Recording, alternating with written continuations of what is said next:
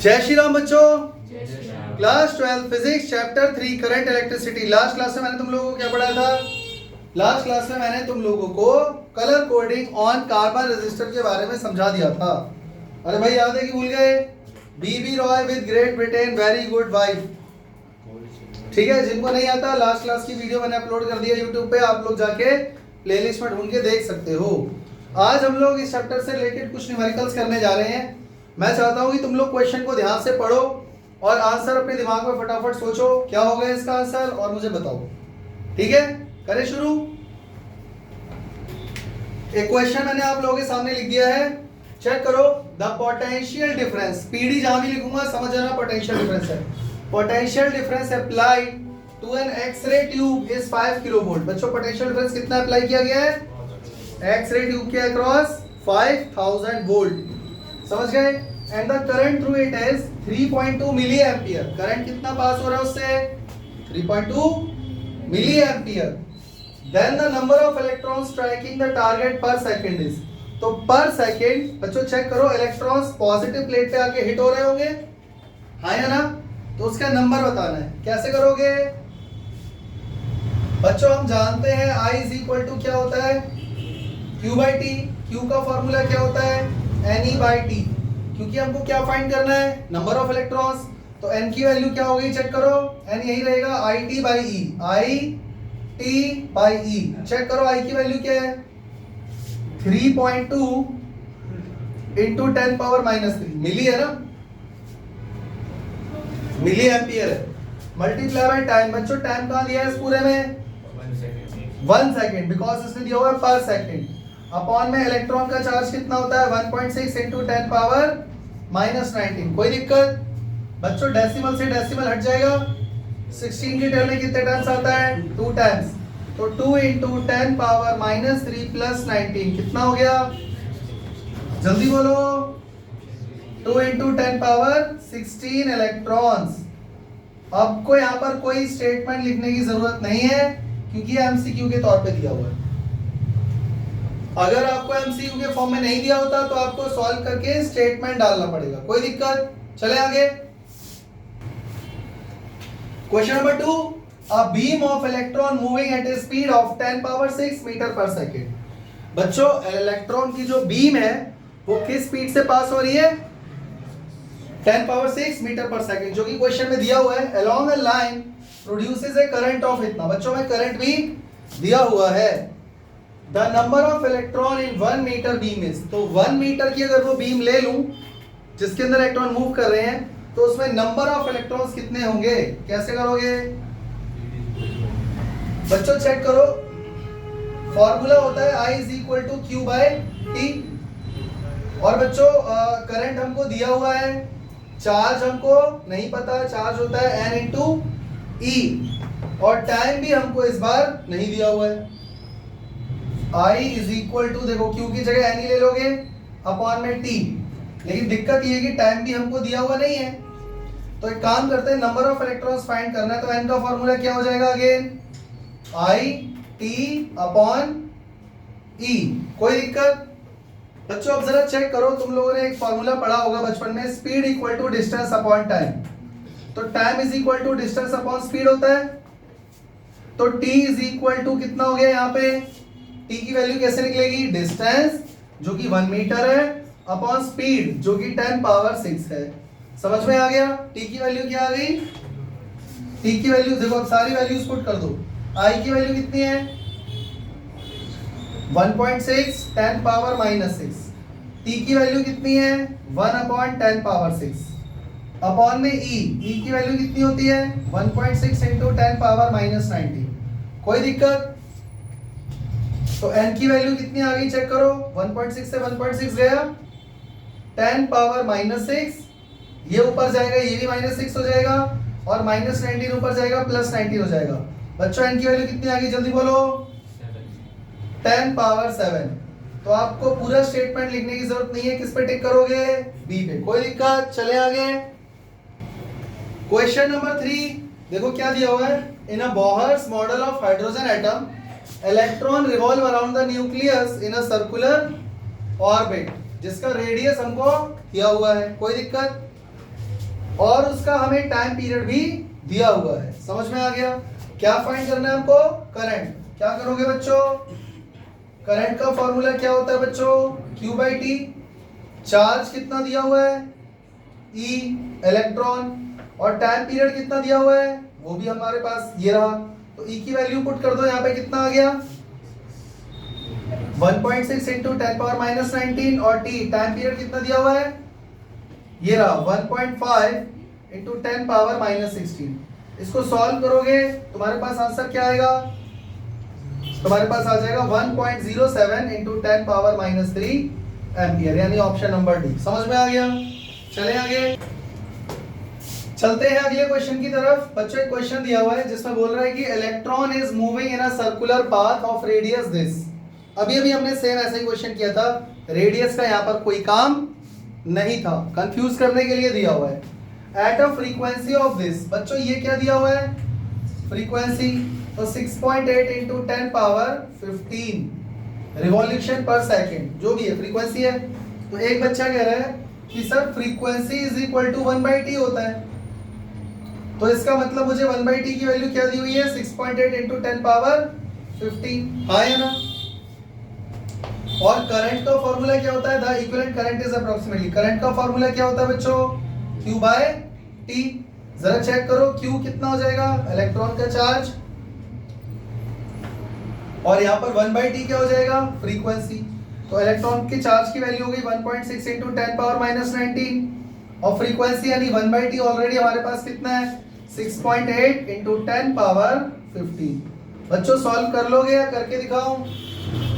कर लोगे? इसको सॉल्व करोगे आपके पास आ जाएगा 1.1 इंटू 10 पावर माइनस 3 एम्पियर, यानी कि ऑप्शन नंबर सी। कोई दिक्कत? चले आगे। एक क्वेश्चन दिया हुआ है जिसमें ये बोल रहा है a copper wire of length 1 metre and radius 1 mm। बच्चों चेक करना कहीं ये कॉपर वायर तो नहीं है। इसका रेडियस, इसका कितना दिया हुआ है बच्चों? इसका जो R है, RC लिख दूं? कॉपर का रेडियस मतलब RC दिया हुआ है 1 mm। हाँ, और इसकी लेंथ कितनी दी हुई है बच्चों? 1 मीटर। और फिर इसके साथ जुड़ा हुआ है एक आयरन का बार, इसकी लेंथ कितनी है बच्चों? 2 मीटर। और इसका जो रेडियस है बच्चों, इसको नाम दे दूं RI मतलब रेडियस ऑफ आयरन बार, कितना दिया हुआ है? 3 mm। कोई दिक्कत? इसने बोला यहां से करंट इसके अंदर एंटर कर रहा है I, कितना दिया हुआ है? करंट की वैल्यू दी है। क्वेश्चन समझ में आ गया? Copper wire of length 1 metre and radius 1 mm, this one is joined in series with an iron wire of length 2 meter and radius 3 mm। तो ये वाला पार्ट इसका कॉपर का है और ये वाला पार्ट इसका आयरन का है। इसकी लेंथ है 2 मीटर और रेडियस ऑफ क्रॉस सेक्शन कितना है बच्चों? 3 mm। कोई दिक्कत? और current is pass through the wire, मान लो वो करंट है I, वो करंट हमने इससे पास कराया, तो what will be the ratio of current densities in the copper and iron wire? क्या होगा इसका आंसर? कैसे सॉल्व करोगे बच्चों? देखो हम अच्छे से जानते हैं करंट डेंसिटी का फॉर्मूला होता है I बाई A। और जरा याद करो, मैंने क्लास में एक बार तुम लोगों को समझाया था कि जैसे मान लो अगर area of cross section change होता जाएगा तो करंट उसके अंदर, मान लो ये I1 है, ये I2 है, ये I3 है, तो ये तीनों की वैल्यू सेम ही होगी। I1 is equal to I2 is equal to I3, यानी करंट की वैल्यू चेंज नहीं होती अगर हम area of cross section change करते जाएं। ये मैंने एक बार बताया था क्लास में, याद है कि भूल गए? तो जरा चेक करो वही कॉन्सेप्ट यहाँ पे यूज हो गया कि नहीं। अगर इसमें करंट आई जा रहा है तो इसमें भी आई जा रहा होगा। तो बच्चों अब जरा चेक करो करंट डेंसिटी, अगर कॉपर की निकाल रहे हैं तो करंट किसका लोगे? कॉपर का, और एरिया ऑफ क्रॉस सेक्शन भी कॉपर का। बोलो हाँ। तो क्या हो गया? I upon area of cross section of copper क्या हो गया? पाई R स्क्वायर, RC स्क्वायर। कोई दिक्कत? अब कोई मुझे ये मत बोलना कि सर RC तो mm में है, इसको मीटर में कन्वर्ट करो। तो भैया आयरन का भी तो mm में ही है, उसको भी इसमें कन्वर्ट करोगे, वो कट नहीं है फाइनली, है ना? ये हो गई हमारी इक्वेशन 1। बच्चों करंट डेंसिटी ऑफ आयरन क्या हो गया? Current upon area of cross section of iron, हाँ या ना? तो करंट वही रहेगा, area of cross section pi R square. और इस बार आर किसका लोगे, आयरन का, आर आई। ये हो गई हमारी equation number 2। Divide first by second. Check करो क्या आ गया, जेसी अपॉन जे आई। बच्चों जेसी की वैल्यू क्या है, चेक करो, I upon pi R I square. I से आई कट जाएगा बच्चों, दोनों का रेसिप्रोकल करो, आर पाई आर आई का स्क्वायर ऊपर आ जाएगा, पाई आर सी का स्क्वायर नीचे आ जाएगा। दोनों फ्रैक्शन है, फ्रैक्शन के अपॉन में फ्रैक्शन आता है तो नीचे वाला फ्रैक्शन सामने आ जाता है, उल्टा हो गया मल्टीप्लाई। क्लियर है ना बच्चों, चेक करो, पाई से पाई भी कट गया। आर आई की वैल्यू कितनी है, जल्दी बोलो, आर आई 3 स्क्वायर और आर सी कितना है 1 स्क्वायर। तो बच्चों क्या आ गया, तो बच्चों फाइनली रेशियो क्या आया, 9:1 ऑप्शन में है का, ये रहा। कोई दिक्कत, समझ में आ गया। चले आगे बच्चों, एक छोटा सा कॉन्सेप्ट समझाना चाहता हूं क्वेश्चन की तरह से, समझ गए। एक कंडक्टर है ये, ठीक है। मान लो बच्चों इसका ये जो लेंथ है इसको मान लेते हैं ये ए है, दिस वन इज ए। ये वाला जो पार्ट है इसको मान लेते हैं ये है बी, और इसकी जो हाइट है इसको मान लेते हैं सी। कोई दिक्कत तो नहीं है, कोई दिक्कत तो नहीं है। तो जो बैटरी जोड़, देखो कंडक्टर है तो करंट पास करेंगे इसके थ्रू, हाँ या ना। तो तार लगाना पड़ेगा 2 फेस पे, 2 एंड पे बैटरी के साथ। तो एक ऊपर वाले फेस पे तार जोड़ा गया है और एक नीचे वाले फेस पे तार जोड़ा गया है, इस तरीके से, समझ में आ गया। तो हमें इसका रेजिस्टेंस बताना है। तो रेजिस्टेंस का फॉर्मूला यहाँ पर क्या यूज करोगे बच्चों, रो एल अपॉन ए, रो एल अपॉन ए। इस मटेरियल का कुछ तो रो होगा, रेजिस्टिविटी। अब आपको इसमें ये देखना है कि R is equal to rho, L की वैल्यू क्या लोगे बच्चों, L का मतलब होता है लेंथ ऑफ कंडक्टर। तो करंट मान लो यहां से आ रहा है और यहां से निकल के जा रहा है, तो चेक करो लेंथ उसको, ये जो थिकनेस है इसकी उससे पास होना पड़ रहा है। तो लेंथ की जगह यहाँ पर क्या आ जाएगा बच्चों, C। और एरिया की जगह क्या आ जाएगा, एरिया कौन सा लोगे, एरिया ऑफ क्रॉस सेक्शन। तो ये वाला पूरा एरिया लोगे या नहीं लोगे, इसका एरिया कैसे निकालोगे, A मल्टीप्लाई बाय B। तो यहाँ पर आ जाएगा A इंटू बी। कितने बच्चों को ये वाली बात समझ में आ गई, कितने बच्चों को ये बात समझ में आ गई है, पक्का। चले आगे। तो बच्चों इसी में अगर मान लो ये वायर,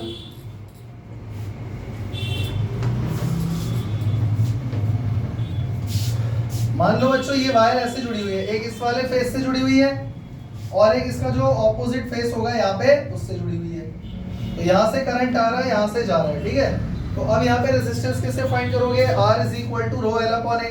तो रो बच्चों चेक करो, अब एल की जगह क्या यूज करोगे, हाँ जी, लेंथ के तौर पे अब क्या यूज करोगे, सी नहीं ए, क्योंकि करंट यहाँ से एंटर हुआ ना, इस वाले फेस से होके गया, तो ये लेंथ हुई।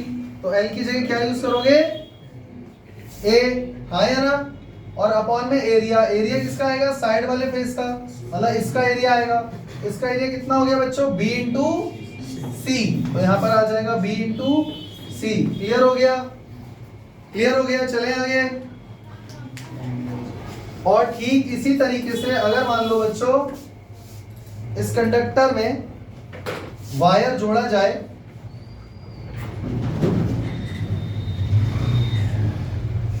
ये सामने वाले फेस से और जो पीछे जो फेस है इसका, समझ पा रहे हो, पीछे जो फेस रहा होगा वहां से इधर से करंट जा रहा है, पीछे से, पीछे वाले फेस से निकल रहा है, ये फ्रंट सामने वाला फेस है। तो इसका रेजिस्टेंस कैसे फाइंड करोगे, रो एल अपॉन ए। अब देखो एल के तौर पे क्या यूज हो रहा है, ये वाला पार्ट यानी कि बी अपॉन एरिया किसका लोगे, इस सामने वाले फेस का जिसमें तार एंटर हो रहा है, यानी ए इंटू सी। क्लियर हो गई ये चीज। तो यहां से अगर कोई एमसीक्यू आ जाए कर लोगे, कोई दिक्कत तो नहीं है। चलते हैं अगले क्वेश्चन पे। बच्चों एक क्वेश्चन दिया हुआ है, a conducting wire of cross section area 1 centimetre square. बच्चों जो वायर है उसका एरिया ऑफ क्रॉस सेक्शन मुझे कितना दिया हुआ है, 1 सेंटीमीटर स्क्वायर। कोई दिक्कत। अच्छा, हैज दिस पर मीटर क्यूब चार्ज कैरियर्स। मतलब 1 मीटर क्यूब में इलेक्ट्रॉन पर यूनिट वॉल्यूम कितने दिए हुए हैं? 3 इंटू 10 पावर 23। कहीं ये n की वैल्यू तो नहीं है बच्चों? जरा चेक करो n क्या होता है? Number of charge per unit volume, यानी नंबर ऑफ इलेक्ट्रॉन हो गए 3 इंटू 10 पावर 23। समझ में आ गया? If wire carries of current of this, बच्चों में करंट भी कितना दिया हुआ है? 24 into 10 power -3 ampere. The drift velocity of carrier is, यानी हमें VD फाइंड करना है। समझ में आ गया? और हमें एरिया भी दिया हुआ है। एरिया कितना है बच्चों? 1 सेंटीमीटर स्क्वायर। अगर आप ये डाटा यूज करोगे आंसर गलत आएगा, ध्यान रखना, क्योंकि एरिया 1 सेंटीमीटर, ये सेंटीमीटर में, हमें इसको किस में लाना है? मीटर में। अब जरा चेक करो बच्चों, 1 मीटर स्क्वायर में 10 पावर 4 सेंटीमीटर स्क्वायर होता है। तो चेक करो 1 सेंटीमीटर स्क्वायर में 10 पावर -4 मीटर स्क्वायर हो जाएगा। तो ये कितना हो गया? 10 पावर -4 मीटर स्क्वायर। कोई दिक्कत? अब मुझे ये बताओ ड्रिफ्ट वेलोसिटी फाइंड कैसे करोगे? ड्रिफ्ट वेलोसिटी के तो बहुत सारे फॉर्मूले हैं, E tau by m, EV tau by ml, लेकिन यहां पर मुझे करंट दिया हुआ है, तो करंट का ड्रिफ्ट वेलोसिटी के साथ रिलेशन आपको पता होना चाहिए। तो VD का फॉर्मूला बच्चों मैंने क्या बताया था? I बाई नाई। भूल गए? तो I की वैल्यू कितनी है चेक करो। करंट कितना है? 24 इंटू 10 पावर -3। N की वैल्यू दी हुई है 3 इंटू 10 पावर 23। A मतलब area of cross section 10 power -4, और साथ में E की वैल्यू कितनी है? E तो सभी को पता है 1.6 इंटू 10 पावर -20।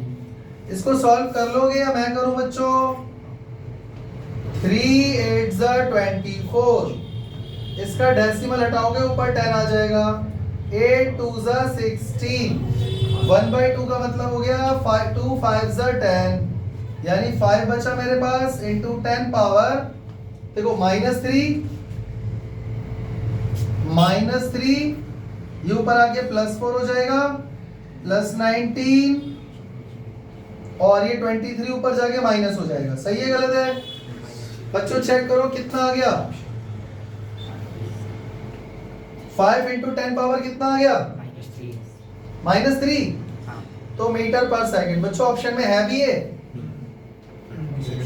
ये रहा। समझ में आ गया? चले आगे। तो ये क्वेश्चन आज हमें इजी क्यों लग रहा है बच्चों? क्योंकि हमें VD और I में रिलेशन पता है। इसके ऊपर हमने पूरी एक क्लास ली थी, relation between VD and I। याद है कि भूल गए? चले अगले क्वेश्चन पे चलते हैं। अगले क्वेश्चन पे 2 wires of resistance R1 and R2। दो अलग अलग वायर हैं, दोनों का रेजिस्टेंस हमको दिया हुआ है R1 और R2, और उनका टेम्परेचर कोएफिशिएंट भी दिया हुआ है। टेम्परेचर कोएफिशिएंट ऑफ रेजिस्टेंस क्या होता है बच्चों? अल्फा। तो एक वायर का दिया हुआ है α1 और एक वायर का दिया हुआ है α2। कोई दिक्कत? These are joined in series। ये दो वायर को कैसे जोड़ा गया है? सीरीज में। तो the effective temperature coefficient of the resistance is, बच्चों जब दो वायर को आप जोड़ दोगे तो हमको क्या फाइंड करना है? R net. बल्कि R नेट भी फाइंड नहीं करना है, हमको न्यू अल्फा फाइंड करना है। जो नई वायर बनी ना पूरी टोटल, उसका अल्फा। समझ गए ना? Effective temperature coefficient of resistance find करना है, तो उसकी मतलब अल्फा फाइंड करना है। अलग अलग वायर का क्या है? α1 α2 मिला के जो कंप्लीट वायर बनी, इसका टेम्परेचर कोएफिशिएंट ऑफ रेजिस्टेंस क्या होगा?